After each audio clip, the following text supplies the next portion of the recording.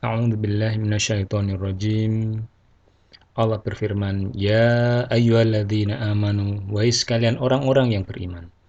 Sekali lagi tatkala ada ayat yang diawali dengan kalimat ya ayyuhalladzina amanu yang artinya wahai orang-orang yang beriman, sekali lagi setelah ini akan ada perintah dari Allah untuk dilaksanakan oleh orang-orang yang sudah Islam dan mengaku beriman. Apa itu? Di dalam ayat ini Allah katakan, "Idza qumtum", apabila kalian berdiri atau ingin kalian berdiri.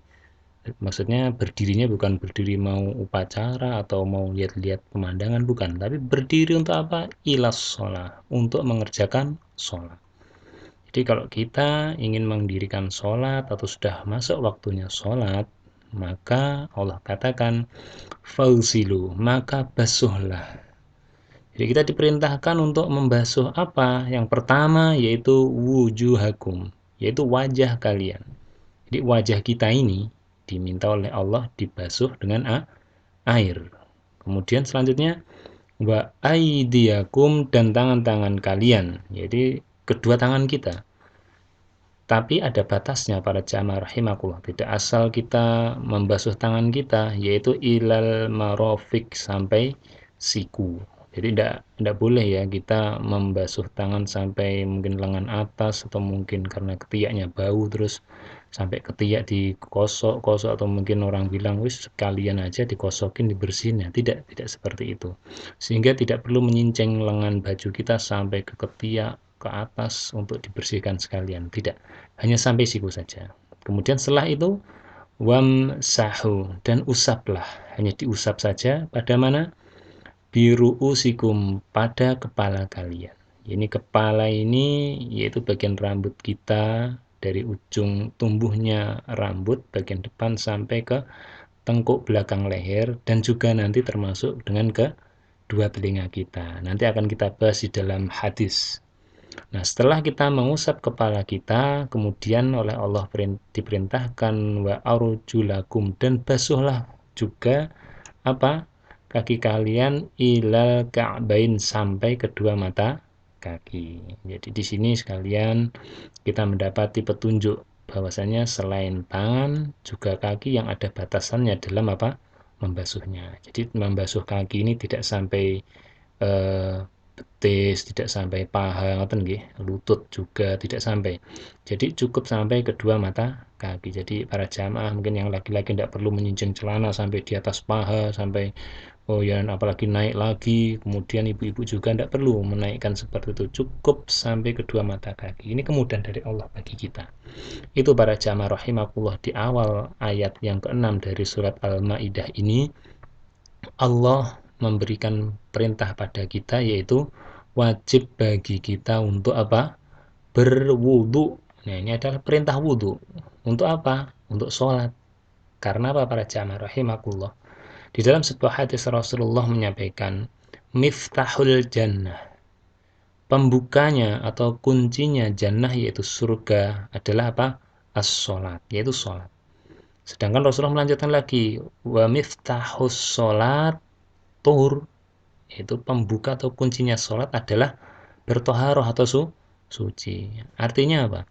Apabila Allah sudah perintahkan kepada kita orang-orang yang beriman, berarti wajib, tidak boleh tidak. Akan ada konsekuensinya, sehingga ini sesuatu yang berkaitan atau rukun. Jadi sebelum kita berdiri untuk sholat, kita harus bertoharoh dulu di awal ayat ini, yaitu dengan jalan apa? Kita berwudu menggunakan media air. Kemudian para jamaah rahimakumullah, terkait dengan awal ayat ke-6 dari surat Al-Maidah ini, di dalam ayat ini Allah tunjukkan beberapa anggota badan kita yang diperintahkan untuk dibersihkan atau diusap, bahkan dibasuh menggunakan air. Yang pertama apa? Wajah, itu dibasuh. Setelah wajah yaitu apa? Yaitu tangan. Kemudian yang ketiga apa? Mengusap ke kepala, artinya dengan telinga. Kemudian juga selanjutnya adalah kaki.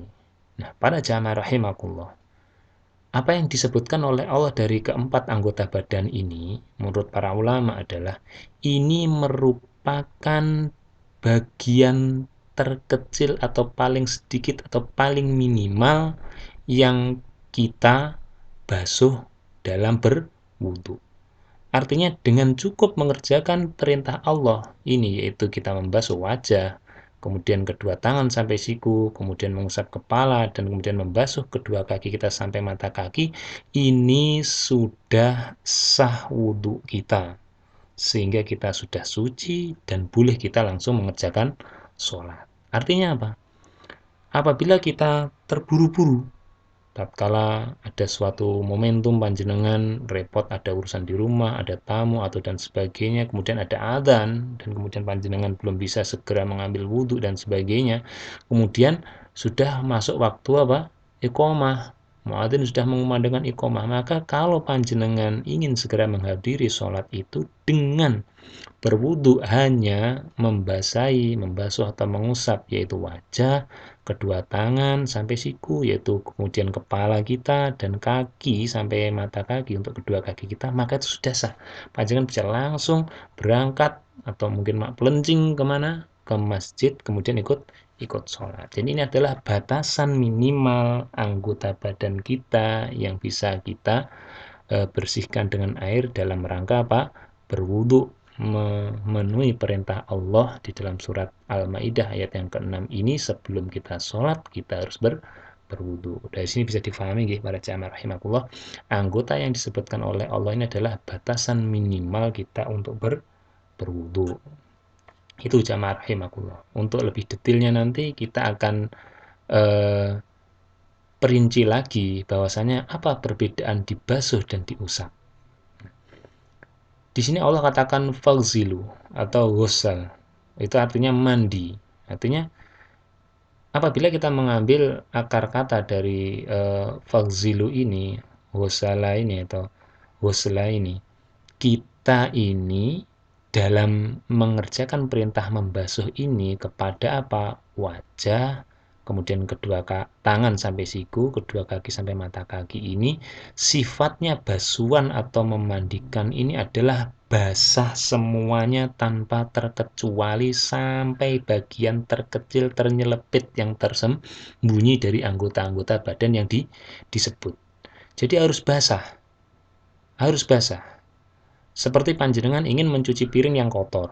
Ada satu piring, kemudian setelah panjenengan buat makan, itu kan kotor gitu. Nah, kalau panjenengan mencucinya dengan sabun, digosok, dibersihkan dengan air, dan dikasih sabun, nah setelah itu panjenengan bersihkan dengan air, dibilas, maka apa yang terjadi dengan piring panjenengan? Piring panjenengan adalah bersih dan basah semua. Nah, itu yang dimaksud arti kata apa? Dibasuh. Fagsilu, maka basuhlah. Beda dengan mengusap. Kalau mengusap itu artinya apa? Masah ini, masah. Masah itu diusap atau digosok saja. Disentuh artinya hanya ditempelkan tangan kita pada media tersebut dan ditarik seret. Nah, maka itu namanya mengusap. Artinya apa? Yang diperintahkan untuk diusapnya adalah kepala dan juga telinga.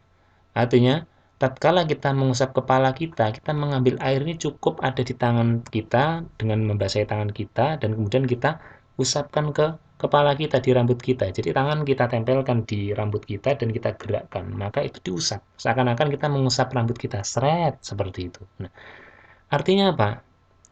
Itu yang terjadi di kepala kita, itu yang basah hanya permukaan saja yang terkena tangan tadi. Sedangkan pertengahan batang rambut panjenengan, akar rambut, kulit kepala itu tidak basah semua. Itu yang dinamakan diusap. Tapi kalau dibasuh, dibasahi, dimandikan, berarti tangan kita ini mulai dari ujung tangan, ujung jari sampai ke siku ini semua harus basah, digosok, osok-osok, tidak boleh tersisa satu titik yang masih kering. Maka dari itu yang dinamakan mandi itu harus basah semua. Kalau mengusap ya ibarat kalau piring tadi, piring panjenengan pakai untuk naruh roti yang ada apa namanya, semacam roti tawar, panjenengan ambil kan masih ada sisa-sisanya yang jatuh. Nah, berarti kan bawahnya piring masih bersih, atasnya hanya tersisa sedikit dari kejatuhan makanan. Maka panjenengan mengusap saja, diambil tisu, kemudian panjenengan usap seret kotorannya, maka sudah bersih sebenarnya, tapi itu sifatnya masih diusap, tidak dibasahi